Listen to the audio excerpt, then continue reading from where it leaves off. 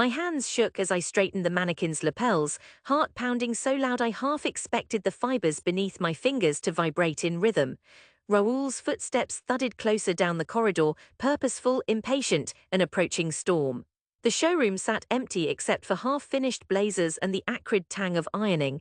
Out that window the city spilled, vast and indifferent, Buenos Aires unfurling with its careless grace. I'd started here 6 weeks ago, pressing and pinning and sweeping sawdust off the skirt hems after hours. Raoul, my boss, breezed in and out with the air of a man long disappointed in everyone. On that particular Tuesday he arrived in a black suit and a cloud of aftershave, waving a half-stitched sample above his head like a flag. "Who worked on the darts of this jacket?" his voice echoed. The others, Lucia, Hanan, the new kid Nico, busied themselves with threading needles heads down. I felt their fear of being next. Raoul's eyes burned into me. I swallowed, twisting a scrap of muslin in my pocket. "It was me, senor." He held up the jacket as though examining a crime. "Costura como esta," he scoffed, "belongs in a kindergarten, not a boutique." He turned the inside seams cruelly for all to see. "Nothing you do looks finished, Emiliana. Your eye is a wasted effort, a fantasy. That," he jabbed the mannequin's shoulder, teeth flashing in a smile sharp as glass, "is not a vision, it's a distraction. Fix it or go draw more cartoons for yourself. We don't need dreamers, we need professionals." My cheeks burned, the others shot me glances, pitying calculation in their eyes. I mumbled an apology and took the mangled jacket, shoulders hunched. The city noise outside, traffic, a siren, laughter over mate, pushed in through the window, and my humiliation hovered between these walls, sticky and sour. No one talked to me the rest of the day. When break came, I skipped lunch, choosing instead to sit in the cramped supply closet where bolts of fabric muffled the world. I squeezed my knees to my chest, breathing the smell of wool and starch and something old like dust and memory. I remembered home. Mondays in the Abasto apartment, watching Mama scrape vegetables into her hands with a sense of exhaustion that was nearly a prayer. My cousins crowing over PlayStations and Daddy's warnings about foolish ideas. "No hey futuro in sewing, Emmy," they'd snort. "You'll end up patching strangers' pants in once like those widows on the bus." Papa rarely spoke about dreams, just clocked in every day at the supermarket and drank his mate quietly after. My family, my barrio, everyone, practical, cautious, hard-edged. Dreamers in their eyes were lazy or worse, delusional. People like me, sketchbook in hand, eyes on street fashions and future shapes. They all watched, waiting for the world to flatten us back into what was expected. After work I wandered the city. I drifted through San Telmo's antique stalls, ran my fingers over lace, battered buttons. The old men hawking faded velvet ignored me. Farther south the modern shops glistened, decadent, unreachable. I sat on a bench and scribbled dress shapes onto napkins, the lines spiraling with my pulse. I thought of all those voices, a cacophony of can't and why would you, but I kept drawing. It hurt, I can't say it didn't, every slight. Every time my ideas were dismissed or, worse, ignored. The shame clung to me cold and sticky, but in that space beneath it thrummed a wild, persistent hope. The next months blurred in a pattern of small humiliations and late-night dreaming. I took every extra shift, saved pesos in a jar on my dresser, sewed new samples with trembling precision after hours, teaching myself from borrowed library books because everyone else was too busy, too wary to share their secrets. When Mama called, her voice echoed with skepticism. "Still wasting time there, Hija. You know you could work in your uncle's cafe, save for a real life, or come help with the twins, at least that has purpose." I'd nod, biting my cheek until it bled, then lie. "It's fine, Mommy, I'm learning." My sketches piled up, hidden beneath the mattress. Designs with plum silk and cutouts at the hips, shapes inspired by the cathedral domes and the dangerous angles of Avenida Corrientes. They didn't look like anything the other workers cared for. They didn't look like anything Raul would ever approve. Once I showed Lucia a finished drawing after a long shift. She just smiled, empty and practiced. "Looks very creative, Emilia, but I don't know who'd buy that." She added, "Our customers want safe things, not inventions."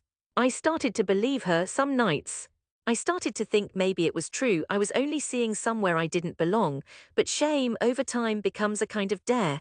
It fans a stubborn ember. Late at night, after everyone else slept, I'd work on the old Singer machine I bought secondhand.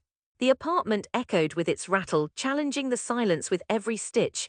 I made mistakes, learned tricks for hiding seams, reworked hems until they sang. Then I did what scared me.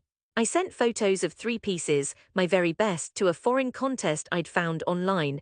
I pressed the send button at 1 a.m., heart soaring and then crashing, convinced I must be ridiculous. 3 months passed. I barely thought of that contest, focused on surviving, head down at the shop. Then, on a day thick with spring rain, a letter arrived from Paris, some world I'd never touched. I'd been chosen a finalist. They wanted 3 pieces shipped by the end of July. I didn't know what to tell anyone. My family rolled their eyes when I shared the news. Probably a scam, don't get your hopes up. Papa just muttered, congratulations, Emiger, not looking up. The others, if anything, grew more mocking. When I quit Raul's shop to work double shifts as a hotel maid for cash to pay for fabrics, he dismissed me with a flick of the wrist. The city will eat you alive, Emmy. Suit yourself. No one offered advice except a brittle silence, as if failure was a matter of time. I cut the fabric with trembling hands. I sewed when I wasn't working, fueled by espresso and adrenaline. I spent 2 nights unpicking one seam until my fingers bled, sent off the finished gowns, acid green, gunmetal mesh, sequined fractals, under the dome of the main post office. Waited. I did not win first prize, I didn't win at all. But I did get noticed. A judge, a Belgian stylist with an Instagram following, messaged me asking for sketches. A pattern maker in Palermo wrote to commission a piece. My name rippled out in small, real ways. Little success inched in, sure as sunrise.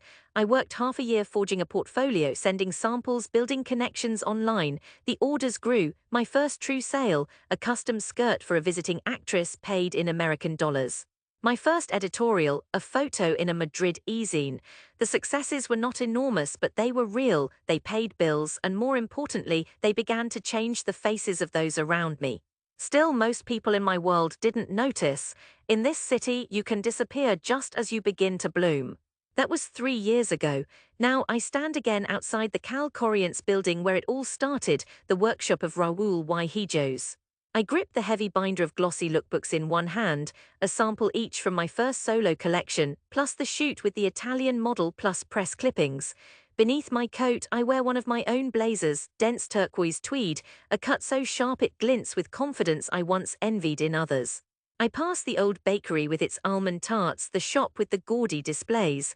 The same street vendors shout about empanadas, but now I walk taller, aware of the weight of each step. When I push the door, the bell wails in complaint. The air inside smells of starch and dust. Raul stands at the big table, silver hair thinner but black eyes still hawkish. Lucia and Hanan linger over spools of navy thread. They look up, startled, then wary as they recognize me. Emiliana, Raul says careful, back in the city. I nod, my breath even. I wanted to show you something. He gestures, impatient. If it's about your old paycheck, speak to accounting.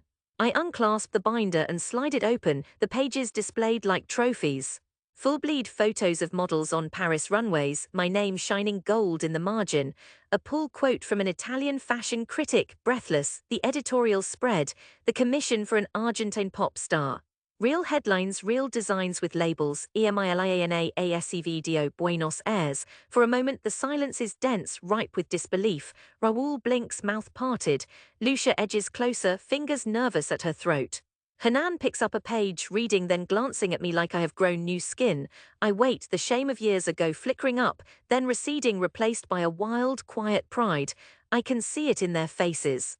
The old certainty that my dream was nonsense curdling into a new, reluctant awe.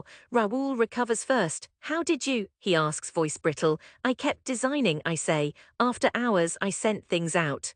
Someone noticed. Paris, Lucia whispers, almost reverent. You actually showed there. Twice, I answer, and Milan, Madrid, Buenos Aires Fashion Week last fall. Raul tries to smile, but it turns into something stranger, a calculation, then a nod. Well, not everyone is cut out for the daily grind here. You always had ideas, sometimes impractical but perhaps visionary. You found your niche. Every slight, every time he dismissed my taste or sneered at my lines, comes back. I want to let it burn in the air, but I only nod again. I don't want a job, I just came to show you, to show all of you, that what you called fantasy, sometimes it's called vision too. Lucia's eyes shine wet. Hanan merely nods, silent. That's enough. I step out into the pale afternoon. The traffic noise sharpens, blaring and alive. I pause, breathing deep the sense of my city, grease and fresh baked bread, city sweat and promise. I reach for my phone and text Mama a picture of the spread. I know she will not quite believe it until she sees my name in newsprint, but she will show it to Tia, who will show it to neighbors.